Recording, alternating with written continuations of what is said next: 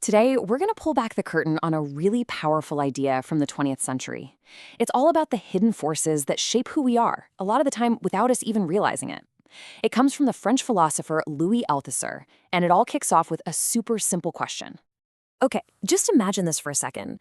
You're walking down a packed street, minding your own business. All of a sudden, you hear a voice of authority, maybe a police officer, shout out, "Hey, you there!" What do? I bet 9 times out of 10, you turn around. But why? Why do you automatically feel like that call might just be for you? That simple, almost knee-jerk reaction, well, that's the key to unlocking Althusser's entire theory. So here's how we're going to break it all down. We'll start with ideology's invisible power, then look at how a system keeps itself going and the state's 2 main ways of keeping control. After that, we'll meet the institutions Althusser called ISAs, see how they hail you, and finally, figure out which one he thought was the most powerful of them all. All right, let's dive right in. That feeling of being hailed, of being called out to, that's everything to Althusser's argument. It's the moment when ideology stops being some abstract concept in a book and becomes a real, concrete force acting on you, as an individual. But to really get why that moment matters so much, we have to zoom way out and ask an even bigger question. How does any social system, and Althusser was looking specifically at capitalism, keep going? Not just for a year or two, but for generations. So Althusser argues that for a society to survive, it has to constantly reproduce the conditions that allow it to produce stuff. Now, this means more than just, rebuilding factories or getting new tools. It also means reproducing the workers themselves, and this is the really crucial part, reproducing the social relationships that define the whole system. And here's the real kicker. It's not enough to just teach people the skills to do their jobs. The system also has to teach them to accept their place in that system. It has to reproduce not just skills, but a submission to the ruling ideas. The big question is, how does it pull that off? This is where Althusser drops his most famous idea.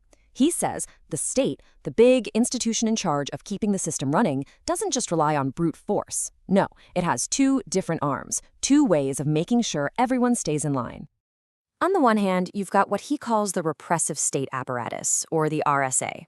This is the hard power. We're talking police, army, courts, prisons. It works through force, or at least the threat of it. But then, on the other hand, you've got the Ideological State Apparatuses, the ISAs.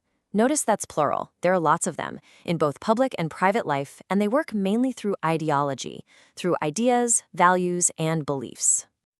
So let's get a little more specific here, because this is where it starts to get really interesting. What exactly are these ideological state apparatuses? The list is actually pretty surprising.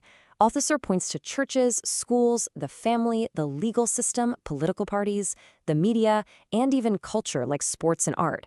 Now, the really radical idea here is that a lot of these things, like our families, we think of as totally private, separate from the government.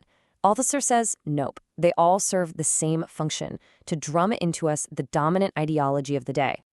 And now we can finally bring this all back to you on that crowded street. How did these ISAs actually get inside our heads and work on us as individuals? This whole process has a name. Althusser calls it interpellation. It's just a fancy word for how ideology calls out to, or hails, an individual and turns them into a subject. The call goes out, "Hey, you there!" And in the simple, physical act of turning your body around, you recognize that the call was meant for you. In that split second, you become a subject of that authority, accepting your part in the whole exchange. And this isn't just a one-off thing. Althusser says we are always already subjects. It's happening constantly. From the moment you're born into a family, given a name, sent off to school, the ISAs are constantly hailing you, recruiting you, and confirming your identity as a subject who knows and accepts the rules of the game. So you might be wondering, are all these ISAs, family, media, church, are they all created equal? Well, Althusser's answer is a definite no.